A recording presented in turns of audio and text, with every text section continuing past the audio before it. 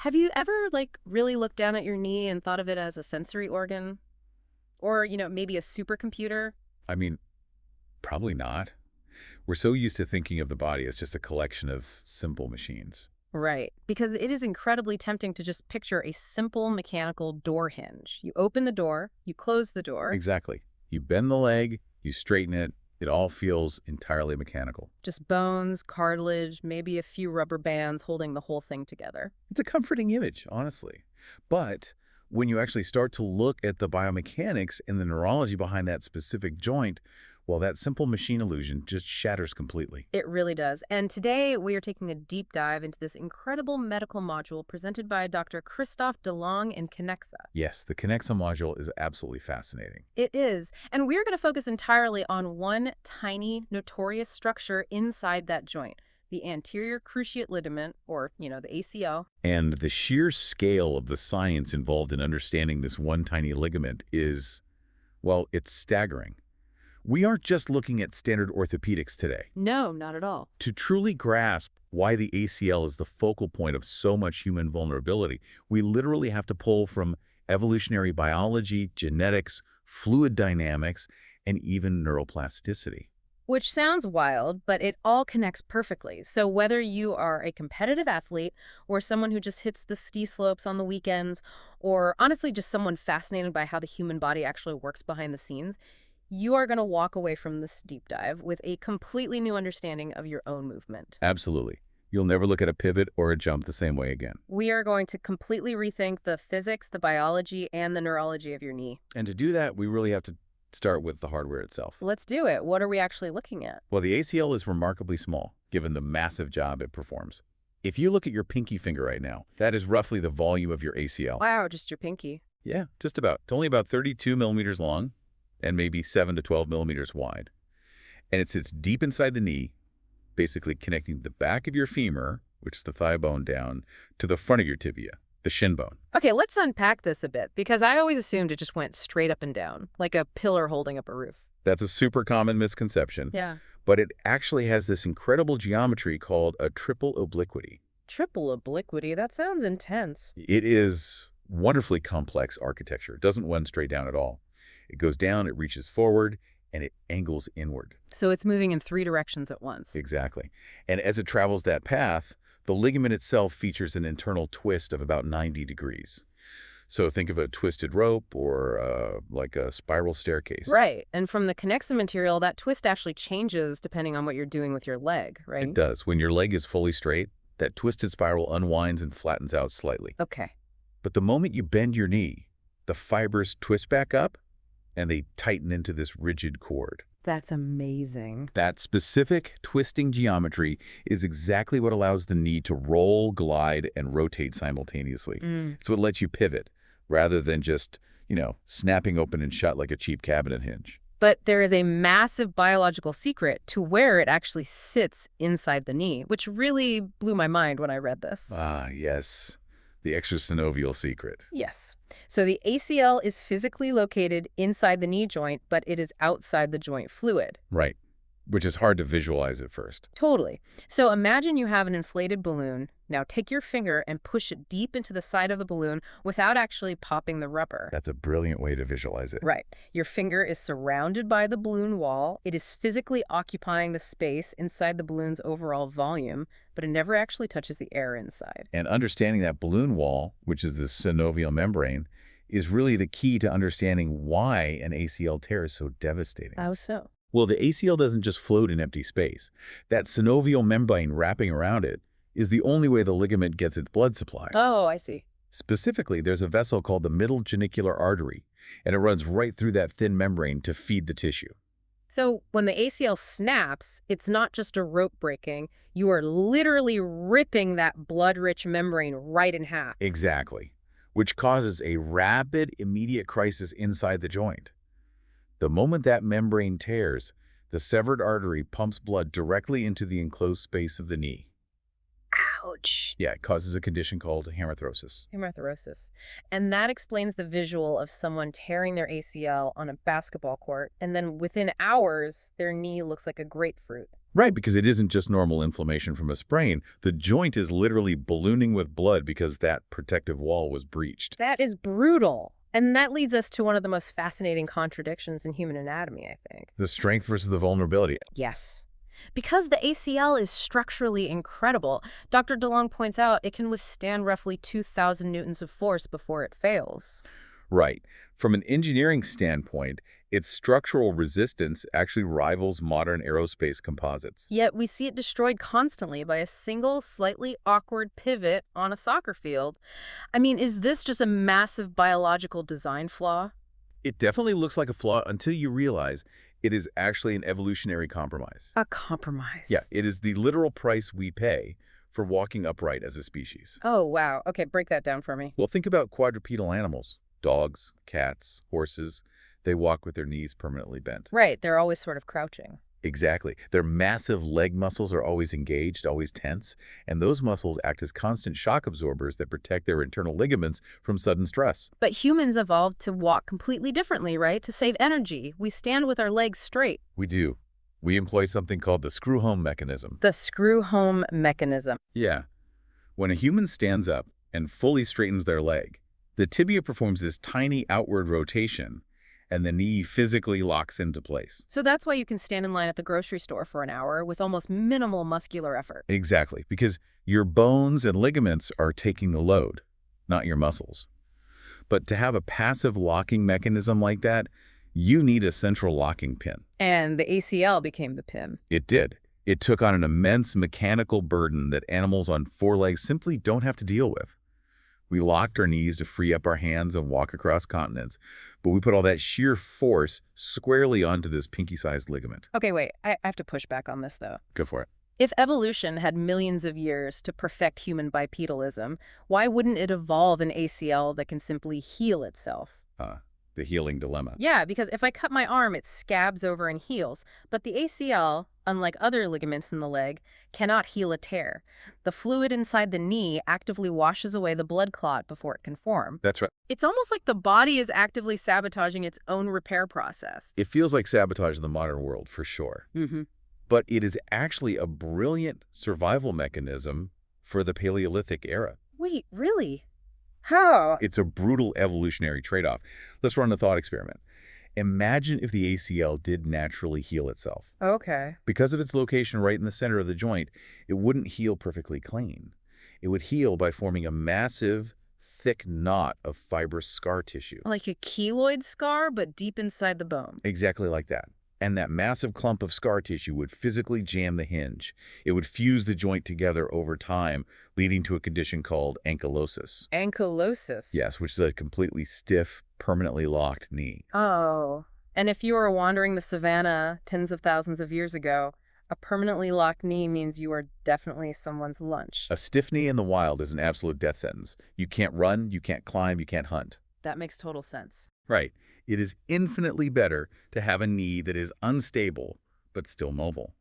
A torn ACL that doesn't heal allows you to limp away, hide from a predator, and eventually compensate with your other muscles. Whereas a healed but frozen knee just traps you where you stand. Exactly. Evolution actively chose lifelong mobility over structural repair. That is wild. So it's a Paleolithic mismatch.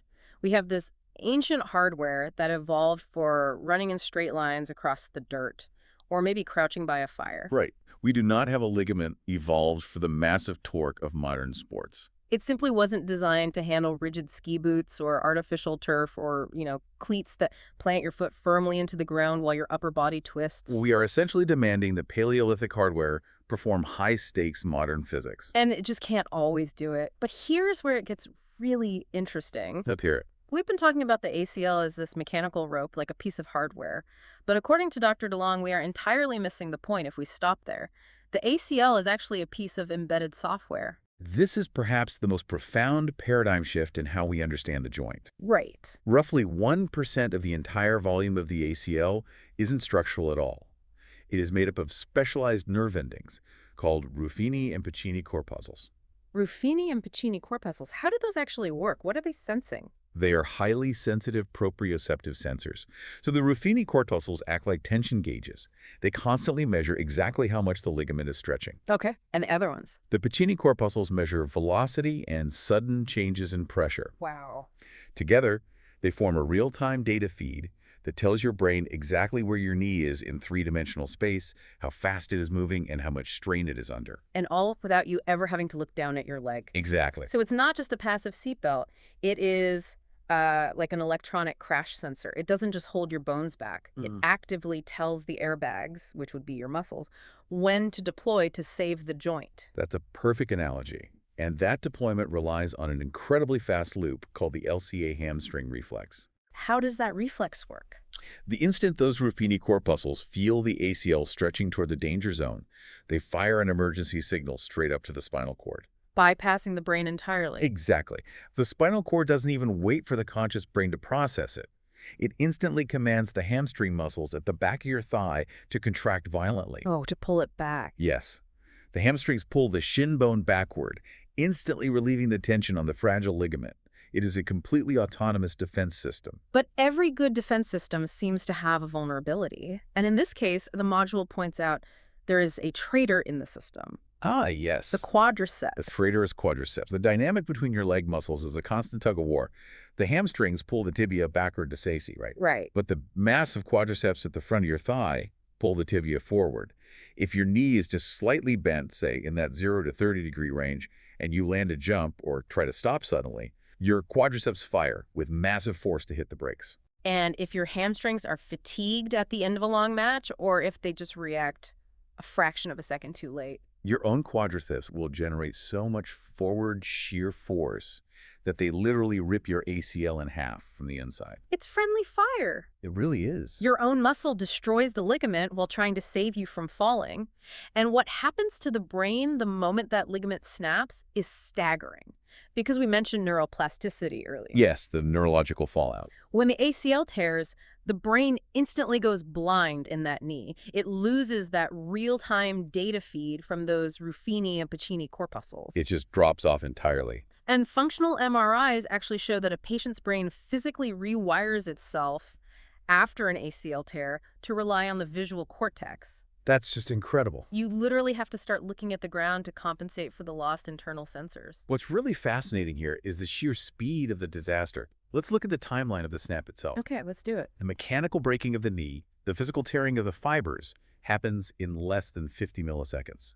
50 milliseconds. That's practically instantaneous. Right. But human reflex time, the time it takes for a mechanical signal to reach the brain and a conscious trained reflex to fire, is around 200 milliseconds. Ooh, so by the time your brain even registers that you are in a dangerous position, the ligament has already been gone for 150 milliseconds. Exactly. You cannot consciously react fast enough to save it. And this underlying reflex gap explains a statistic that shocks most people. Which is? 70% of ACL tears happen with absolutely no contact from another player. 70%. No one tackles you. No one hits your knee. It is entirely a failure of your own biomechanical system hitting a point of no return. Well, let's explore that point of no return, because the physics of the snap are incredibly precise, aren't they? Very precise. You need a very specific recipe for disaster. It requires a planted foot plus dynamic valgus, which is just a fancy way of saying your knee caves inward toward your other leg, combined with external rotation of the tibia. So your momentum goes one way, the shin stays glued to the floor facing the other way, the knee caves inward, and the twist just shreds the ligament. And we see this mechanical nightmare amplified terribly in sports like skiing. Oh, skiing? Skiing is incredibly dangerous for the ACL because the equipment itself creates a giant lever arm. There's a classic injury mechanism known as the phantom foot. I've heard of this, and it sounds terrifying. How does it actually happen on the slopes? Imagine you lose your balance and start falling backwards, so your center of gravity drops way below your knees. Okay, a common fall.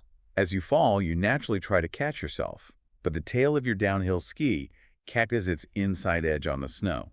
Because your foot is rigidly locked into the heavy ski boot, the ski acts like a giant wrench. Oh, no. It forces a violent, unstoppable internal rotation of your entire lower leg while the knee is deeply bent. The rotational force is so massive that the ligament simply explodes. That is horrifying. And even without catching an edge, just landing a jump leaning too far back can cause a tear, right? Yes, exactly. The rigid back of the ski boot acts like a physical piston driving forward against your calf muscle. It literally forces the shin bone forward out from under the thigh bone. The boot itself pushes the knee apart. It does. But we also have to recognize that the physics of the snap aren't purely about external forces or bad landings. What else is there? There are massive systemic vulnerabilities at play before you ever step onto the field. Genetics, for example, heavily dictate your risk. Like the COL1A1 gene. Exactly. I was reading in the module that variations in this specific gene actually affect how your body produces type 1 collagen. So for some people, the microscopic protein structure of the ligament is inherently weaker from birth. It's a built-in vulnerability. Yeah. And then there is the actual shape of the bones themselves. Right, the hereditary A-shaped notch. Yes. The ACL passes through a small tunnel of bone in the femur called the intercondylar notch. Most people have a wide U-shaped tunnel that gives the ligament plenty of room to move and twist. But not everyone has that U-shape. No. If you inherit a narrow A-shaped tunnel, the space is just too tight. When you pivot, the ligament physically rubs against the sharp edges of the bone. Like a fraying rope. Exactly. It creates a guillotine effect, slowly fraying the tissue over time until it finally snaps. So it's really not just bad luck when you change directions on the grass. Your genetics and the shape of your bones are conspiring together behind the scenes. They absolutely are. And we haven't even touched on the hormonal factors yet. Female athletes face 2 to 8 times the risk of an ACL tear compared to male athletes. It's a staggering statistic. Some of that is anatomical, right? Like a wider pelvis naturally changes the angle of the knee. But there is a very specific, incredibly dangerous hormonal window. And this raises a really important question about how we train and protect female athletes. The risk of an ACL rupture peaks significantly right before ovulation. Wow, just in that specific window. Yes. During this specific phase of the cycle, there is a natural spike in estrogen and a hormone called relaxin. Relaxin, which sounds incredibly calming, but does the exact opposite of what you want in a joint. Precisely. Relaxin's primary biological purpose is to increase the elasticity of soft tissues, which is absolutely vital for things like childbirth. It allows the pelvic ligaments to stretch safely. But hormones travel systemically through the bloodstream. They do. So on the soccer field, relaxin makes the ACL dangerously elastic.